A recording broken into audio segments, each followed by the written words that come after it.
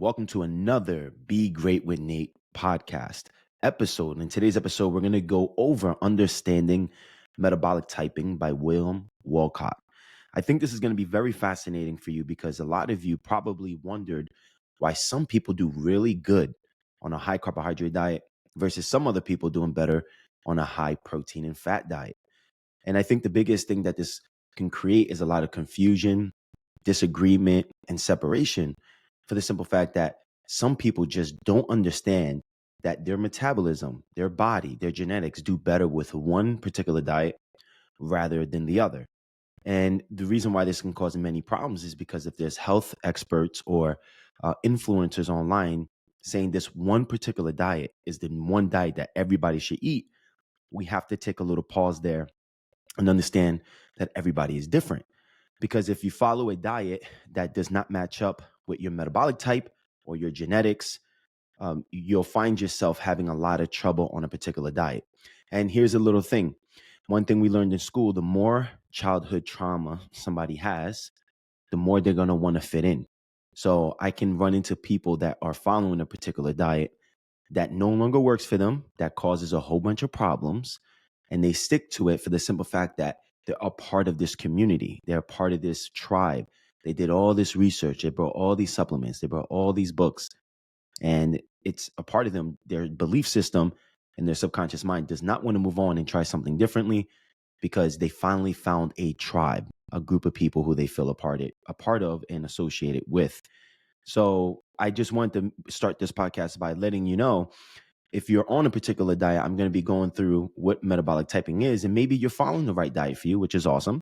And maybe you are still having problems and you're a little confused. In today's podcast, I will have two references that I will be going back and forth with. One book called Metabolic Typing by William Wolcott. And then the second one is How to Eat, Move, and Be Healthy by Paul Chek. And one of the chapters in this book is called The No Diet Diet. And he does a great job of breaking this down to be a lot more simple. So you have two routes, and then I have something at the end of the podcast to direct you to as far as another resource to help you find out more information about this.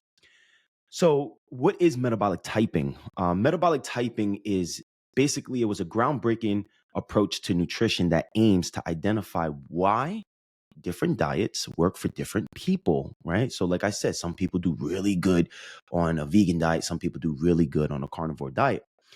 So at the core of this concept, it's something called oxidation rates. Essentially, the rate of oxidation is the speed at which your body digests food and turns it into energy. So basically, everybody has a different oxidation rate. For an example, some people may oxidize food very fast and turn it into energy very fast, versus some people turning in energy into food very slow. So at the core of this concept, with oxidation rates, William Wolcott found that this rate varies person to person, affecting how well they respond to certain diets.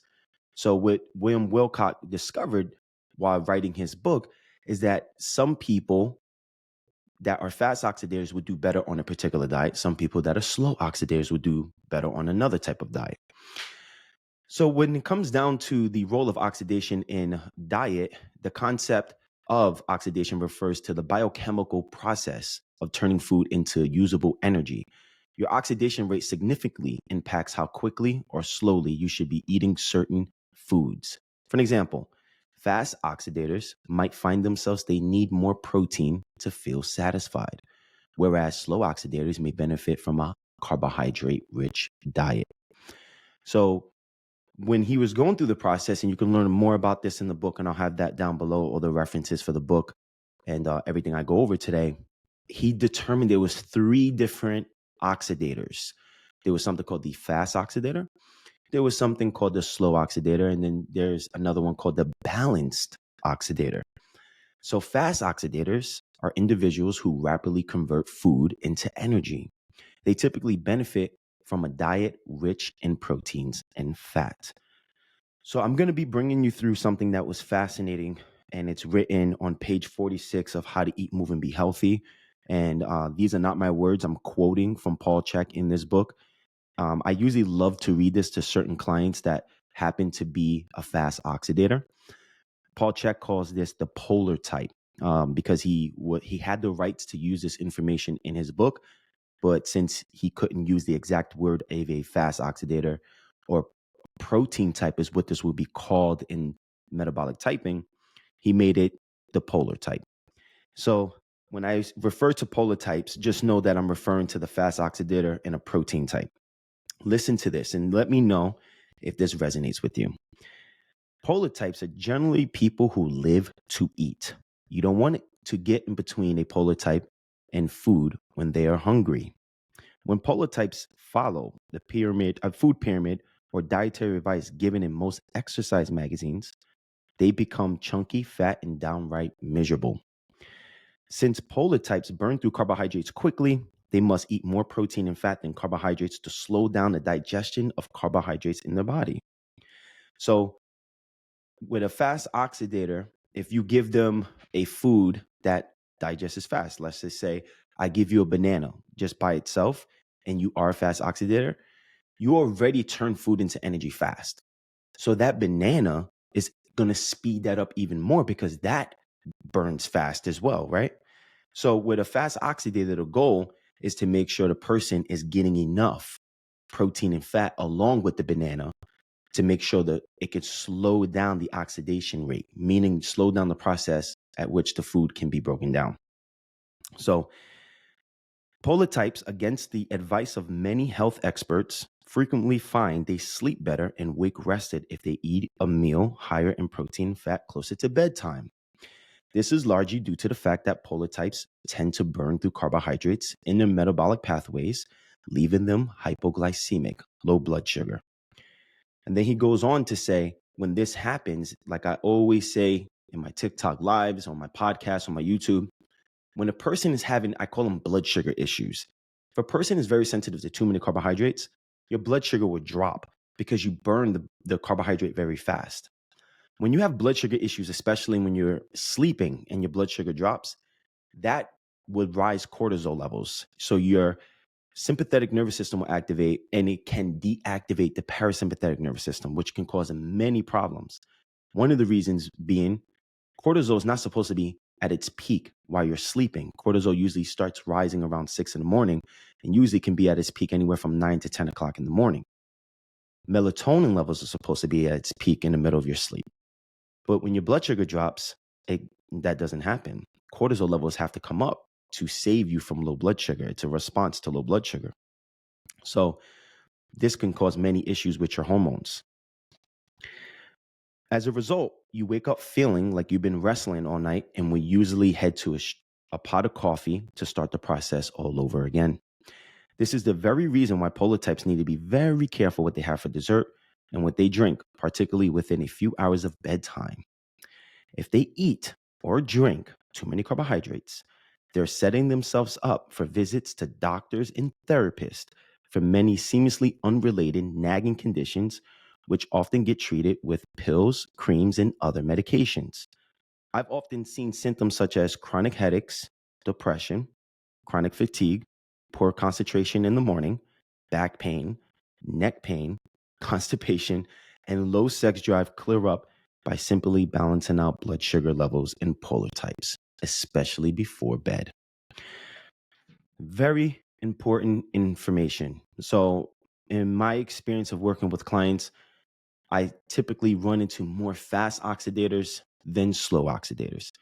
But if I'm running into a fast oxidator who is vegan or vegetarian and they're coming to work with me, my goal is not to change the belief of my client. My goal is to educate them on why they're having sleeping issues and constipation. Those are usually the first two. And then hormonal problems will start coming up as well.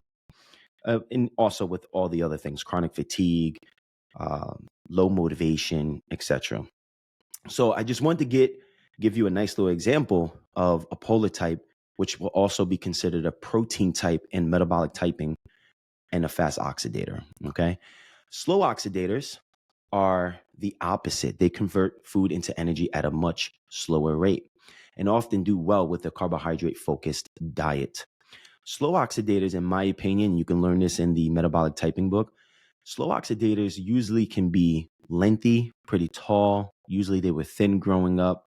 And as they start to lose energy or start, they're not following the particular diet that works best for them, they can start gaining weight around the belly a little bit and have a slight weight, gaining weight. But, usually fast oxidators usually could have had weight issues their whole life. Usually I typically find that. Not saying that that's 100% you, if you are a fast oxidator, that you have weight issues your whole life, but usually these are the patterns that I see. So in the book, How to Eat, Move, and Be Healthy, Paul Chek describes a fast oxidator not to feel pressure to eat a huge breakfast. Many won't be attracted to heavy meals in the morning and will likely opt for light foods such as a boiled egg, toast, and juice, or even coffee. Their appetite will often kick in by lunch, particularly if they have exercised by then. Slow oxidators typically find that they do pretty well with 2 meals a day, which can lead to friends and family members, especially mothers and grandmothers, putting pressure on them to eat against their instincts. So usually a carbohydrate type does better with leaner meats. They do better. They don't need a whole bunch of protein. If you just give them a carnivore diet or a ketogenic diet, it can slow them down a little bit. Versus if you were to give something like that to a fast oxidator, they'll notice a little more benefits with that because it may fit the rate at which they oxidize food. They slow down the oxidation. So they're not having unstable blood sugar so fast. But a slow oxidator, you don't want to give them food that takes forever to break down and convert into energy, because if you do, they will find themselves sluggish and feel just off. And then you can get a whole bunch of other problems as well, as far as low mood, frustration, brain fog, and lack of energy is one big one. So that's a slow oxidator. There's some things with slow oxidators. I do run into a lot of slow oxidators as well. And when I do run into a slow oxidator, usually they're out of balance because one of the two things. Number one, they're going so rich with carbohydrates that there's no protein at all present, or they are eating too much protein and not eating enough carbohydrates. So sometimes I bring these things out and I send them to them, or I have to read this to them during our calls or if they're in person with me. But that's why I said I have to make a podcast breaking this down as simple as I can, because I repeat this probably 4 times a week with clients. And then the last one is a balanced oxidator. These people fall in the middle ground and may require a balanced intake of protein, carbohydrates, and fats. So these are the people that usually are fine with a balance. I usually find these people more of I believe it's called a mesomorph in fitness. So basically a person that usually just lean, has some muscle on them, and doesn't really have a whole bunch of fatigue problems, doesn't have a bunch of weight problems. They're the people that, they go to the gym, they eat the typical bodybuilding kind of regimen, or they follow the food pyramid, and they do fine. They have a balanced diet, and diet's not really a big stressor for them. They do well with an even amount of protein, carbohydrates, and fats. So I want to go over, there's ways that you can determine your metabolic type. And I think William Wolcott has a questionnaire in his book, and it's a great questionnaire. You go through the questionnaire, and as you fill it out, depending on the score that you get, gives you, it gives you, what mode, if you're a protein type, if you're a carbohydrate type, if you're a mixed type. And then there's another section after that that teaches you how to follow a certain protocol. But I also want to give you some things here that may really, really, really make you more aware. If a person is eating out of balance, depending on their metabolic type, you can start seeing some symptoms. So on page 48 in How to Eat, Move, and Be Healthy, Paul Chek does a great job of showing you some nice little charts of when you get too much of one thing, how things can start to cause problems. So let me go through this with you really quick. So if a protein type or polar type eats too many fats and proteins, right? Let's just say they go extra, right? They go, you know what? I'm a protein type. I'm not having no carbs. Here's some short responses that they'll get that they know that they need to add a little more carbohydrate to their diet. Lethargic, sleepy, dull, depressed mood, mentally sluggish or slow, heavy gut. So your gut just feels heavy. Food feels heavy. They feel full, but they're still hungry, may crave sweets, and then they definitely will crave some caffeine or tea. If a carbohydrate type is not getting enough protein, right? So this can go for both, right? Both groups. So I just want you to keep that in mind. Say if you're a protein type and a carbohydrate type, if you're eating too much meat, those were the short responses. If you're eating too many carbohydrates, here's the responses: headache, anxiety, don't feel satisfied.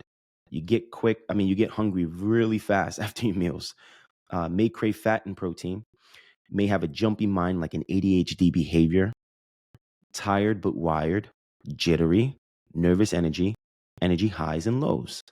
So that we need to immediately put some protein in your diet. So usually there's a nice little way that we can do that. So let's just say you're ever in a situation where you're noticing you are getting jumpy, tired but wired, nervous energy, craving fats and proteins. Here's some quick responses that you can do.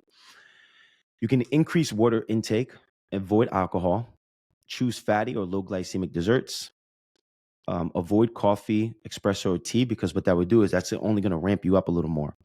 Exercise, avoid sports drinks, like all the drinks with all the sugar in it, and then eat a snack high in fat and protein. So if you do one of those things, that can immediately bring you back into balance. Usually what I tell clients that usually have hypoglycemic episodes, always carry some macadamia nuts or some cashews with them that are sprouted anytime they feel like that, and just take a handful and eat those, and they'll immediately start feeling better. If a person ate too much protein and they feel lethargic, sleepy, dull, or depressed, mentally sluggish or slow, heavy gut, feel full but hungry, crave sweets, crave coffee or tea, a way that we can bring you out of that state is going to be eating high glycemic fruits, choose light desserts, have an espresso or tea that will lift you, eat rice, potatoes, bread, or use digestive enzymes. One of those or a combination of those will bring you back into balance. So I think the book, How to Eat More Be Healthy, will be, both of these are really great resources. But if you're looking for a total transformation, I think I have 3 of these in my house because, anytime I travel, I bring it with me because anytime something's off, I just have to remind myself. So there are some examples that I want to bring to you for foods that you can start eating just in case you start finding yourself basically connected with these. You're probably saying, Nate, okay, what kind of foods? What kind of examples? So I'll give you some foods. For fast oxidators, also known as protein types, some foods that would be beneficial for you are going to be high fat meats. So remember, the more protein and fat something has, the more it slows down digestion. So you don't break it down so fast. So you have stable blood sugar. So you have beef, lamb, fatty fish, salmon, avocados, olive oil, nuts, and seeds for some examples. And you'll learn more examples in the book, the Metabolic Typing book. He actually has a chart of foods for each group. If you know you did something wrong, symptoms of wrong food choices: fatigue, irritability, feeling sluggish, foggy-minded when consuming too many carbohydrates or sugary foods. For slow oxidators, also known as a carbohydrate type, recommended foods are whole grains like oatmeal, brown rice, fruits, vegetables, lean protein. Remember, lean protein would be best for this person: turkey, chicken, low fat dairy. Symptoms of doing something wrong would be digestive issues, feeling overly full and sluggish, mentally lethargic when consuming too many fats or proteins. And then the balanced oxidator, which Paul Chek in his book calls the mixed type, would be a balanced diet including, protein, fats, and carbohydrates. So, making sure your plate has an even amount of each, and you should be fine. And that you chose the wrong foods. If mood swings, digestive discomfort, fatigue, when leaning to too heavy on either side. So you can easily be pulled out of balance. I don't really run into that many mixed types. I'm not saying that's not your case, but I usually don't find so much. And one of the things that William Wolcott shows in his book is, depending on the state of life that you're at, your body may switch to another type. So that's just something to keep in mind. For an example, let's just say you're 50 pounds overweight and you lose all the weight. You may switch over to a mixed type because now your body's back in balance. So that's why having one of these books can be a guide for you. All right. So I just wanted to make sure you knew that. What I would do is, he has a website as well. I would link in the description down below. I will put the books down below as well. I hope that this gave you some great information and helps guide you on making certain nutrition decisions in the future. And if you enjoyed this, let me know what you think. On Spotify, you can make a comment. On YouTube, you can make a comment. If you're on Apple, if you haven't already, please leave a rating, leave a review. It helps so much get more people to find this podcast, and that means the world. If you haven't joined my tribe list and you want to stay updated with anything with nutrition, mindset, or just holistic health, you can go down to the link in the bio or in the description. It says join my tribe.